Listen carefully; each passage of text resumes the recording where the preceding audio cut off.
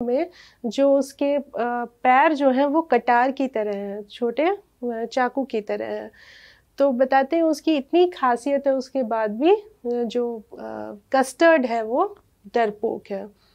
Means उसको देखकर ही दूसरे जो उसके एनिमी है, दुश्मन है, वो उसे भाग जाएंगे या डर जाएंगे, लेकिन वो खुद डरता रहता है इन सब क्वालिटीज़ के बाद भी। ठीक है, तो आपको जो इसमें डिफ़िकल्ट वर्ड लग रहा होगा आप उसे नोट डाउन कीजिएगा। जैसे स्पाइक्स मीन्स कांटेदार ढांचा लिख सकते हैं। फिर स्केल्स है, उसके शरीर का भाग या केंचुली लिख सकते हैं। अंडरनीथ मतलब नीचे का पोर्शन। ठीक है, और माउथ की तुलना तो फायरप्लेस से की गई है। फायरप्लेस जहाँ पे हमेशा आग जलता रहता है, भट्टी आप कह सकते हैं। ठीक है, चिमनी, नोज जो है वो उसकी चिमनी की तरह। एक डैगर्स है, उसका मीनिंग नाइफ होगा। ठीक है, अब आइए इसमें पोइटिक डिवाइस पोइट ने क्या यूज़ किया है उसको फाइंड आउट करते हैं। स्टूडेंट्स आइए अब इसमें पोइटिक डिवाइस हम लोग फाइंड आउट करते हैं। ठीक है, तो आप देखिएगा यहाँ पे कि पोइट ने यहाँ पे कंपैरिजन के लिए आपका पोइटिक डिवाइस सिमिली यूज़ किया है। इस लाइन में आप देख सकते हैं, mouth like a fire place. बता रहे हैं कि ड्रैगन का मुंह जो है वो फायर प्लेस की तरह है। तो यहाँ पे लाइक वर्ड यूज़ किया गया है, तो हम आसानी से इसे पहचान सकते हैं कि सिमिली पोइटिक डिवाइस है इस लाइन में। नेक्स्ट देखिएगा, चिमनी फॉर अ नोज। यहाँ भी एक कंपैरिजन है, इस लाइन में एक तुलना की गई है, लेकिन ये डायरेक्ट तुलना नहीं की गई है। ठीक है, यहाँ पे लाइक या एज का यूज़ नहीं किया गया है, लेकिन हम देख रहे हैं कि उसकी नाक जो है वो चिमनी के समान है। तो आप यहाँ पे कहिएगा कि मेटाफर पोइटिक डिवाइस यूज़ हुआ है। यही डिफरेंस है, आप देखिएगा इन दोनों पोइटिक डिवाइसेस में, कि सिमिली जहाँ पोइटिक डिवाइस होगा वहाँ पे आपको लाइक और एज जैसे वर्ड मिल जाएंगे, वहाँ पे आप आसानी से पहचान कर सकते हैं। और जो कंपैरिजन के लिए मेटाफर यूज़ होता है उसमें एज या लाइक वर्ड आपको नहीं मिलेगा, लेकिन वहाँ तुलना की जाएगी। ठीक है, इस स्टैंजा में हमारा सिमिली और मेटाफर है। आपके लिए ये होमवर्क है कि कुछ और पोइटिक डिवाइस जो मैंने पहले डिस्कस किया है, अगर वो आपको मिलता है तो आप उसे ढूंढिएगा। ठीक है स्टूडेंट्स, स्टैंजा 4 रीड आउट करते हैं। ठीक है, Belinda was as brave as a barrel full of bears and Ink and Blink chased lions down the stairs. Mustard was as brave as a tiger in a rage, but Custard cried for a nice safe cage. इस stanza में हम लोग देखेंगे कि Belinda के साथ जितने भी छोटे पेट्स रहते थे उनकी क्वालिटीज़ बताई गई है, उनकी ब्रेवरी के बारे में पोएट ऑगन नैश हमें इस स्टैंजा में बताते हैं।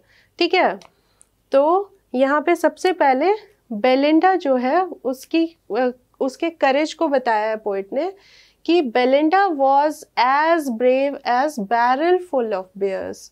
ब्रेव मीन्स करेजियस, साहसी। बैरल ड्रम होता है। ठीक है, बियर्स भालू। And Ink and Blink chase lion down the stairs. Ink and Blink हम जान रहे हैं कौन है, कैट है और माउस है। ठीक है, तो वो क्या करते हैं, चेज करते हैं, यानी फॉलो करते हैं, पीछा करते हैं। किसका, लायन का, डाउन द स्टेयर्स, सीढ़ियों से। मीन्स उसको वो उसके पीछे पड़े हुए हैं और लायन उनसे डर के भाग रहा है। इस तरीके का बता रहे हैं कि इनमें करेज है चूहे और कैट मतलब छोटे किटन में। Mustard was as brave as tiger in a rage. और मस्टर्ड के ब्रेवरी की तुलना किससे की गई है, टाइगर जो कि गुस्से में है। जब ये बाघ जो होता है गुस्से में जितना डेंजरस लगता है उतना ही डेंजरस जो है मतलब उतनी ही शक्ति, उतना ही पावर जो है वो मस्टर्ड का है। रेज मीन्स एंगर, ठीक है। बट कस्टर्ड क्राइड, और कस्टर्ड का की क्वालिटीज तो हमने लास्ट में देखी है कि इतनी सारी खूबियां होने के बाद भी, उसका शरीर इतना बड़ा होने के बाद भी वो क्या कर रहा है, क्राइड, वो रो रहा है for a nice safe cage, एक सुरक्षित पिंजड़े के लिए। मीन्स उसको बाहर रहने में डर लगता है, वो एक पिंजड़े में रहना चाहता है और उसी में वो सेफ फील करेगा। तो इस स्टैंजा को आप पढ़िएगा तो थोड़ा आपको ह्यूमरस भी लगेगा कि ये कैसे हो सकता है, बिलीव भी नहीं कर पाएंगे, लेकिन इस टाइप का पूरी स्टोरी जो है पोएट हमें बता रहे हैं, ठीक है। तो आप इस डिफिकल्ट वर्ड्स को नोट डाउन कर लीजिएगा। फिर से एक बार इसका एक्सप्लेनेशन देख लेते हैं।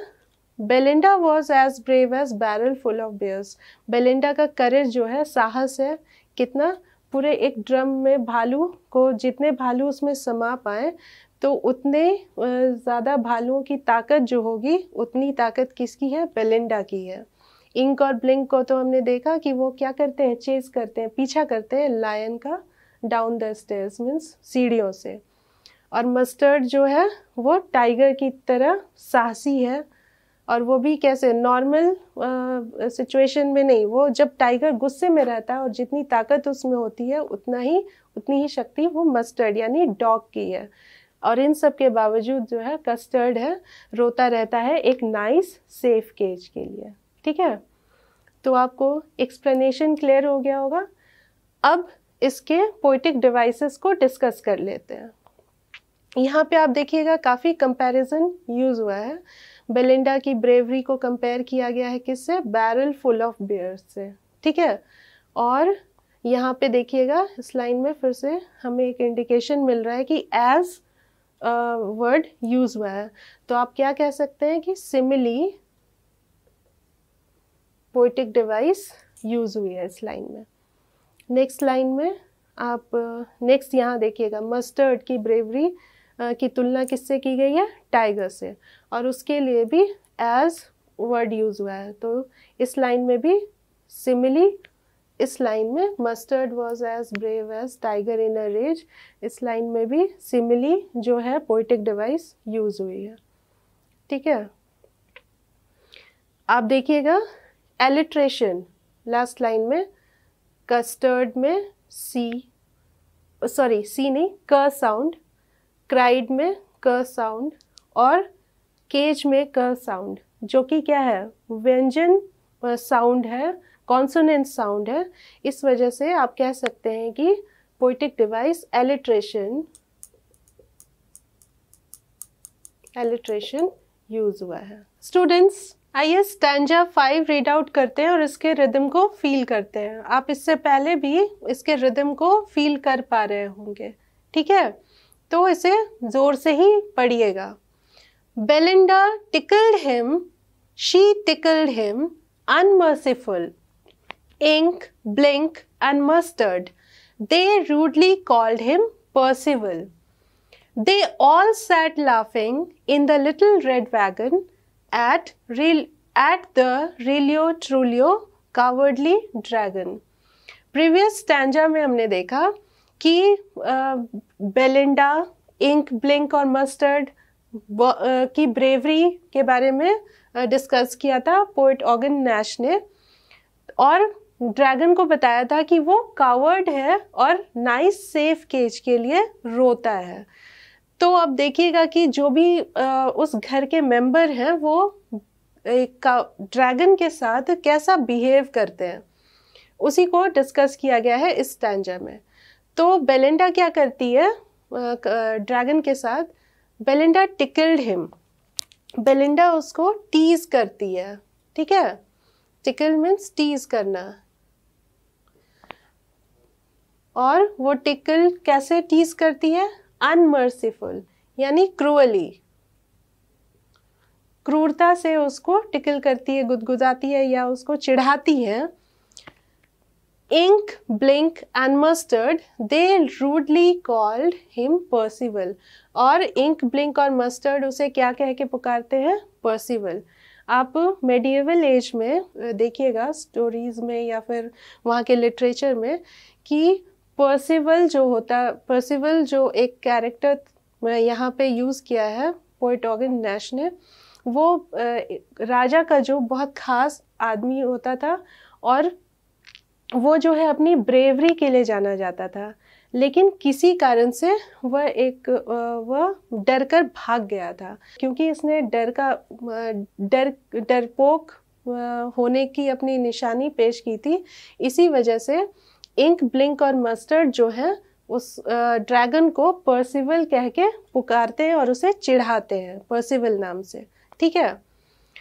दे ऑल सैट लाफिंग, और वो सभी क्या करते हैं, जितने भी बेलिंडा है, इंक, ब्लिंक और मस्टर्ड है, in the little red wagon, उनके घर में एक लाल रंग की गाड़ी थी जो सामान लाने ले जाने का काम करती थी, तो उसमें बैठ के वो उस पर हंसा करते थे।